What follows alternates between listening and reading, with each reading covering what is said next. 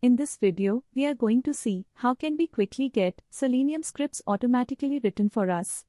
We just need to record our steps in the browser and script will get generated.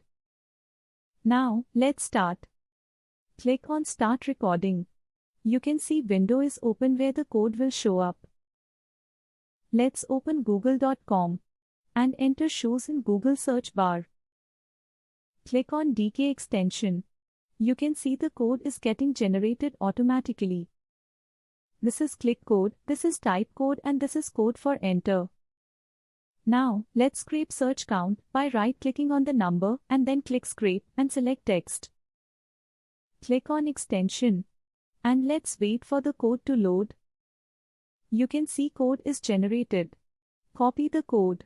And click stop recording. Now, let's go to Jupyter. And paste the code here. And write code to print the text. And click enter. You can see automated browser is opened up. Now, types keyword. And we'll scrape the results and we'll print the results. Now, let's change the keyword to bot and press enter.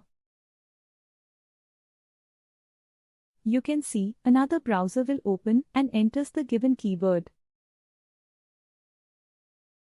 Scrapes the search count and prints it.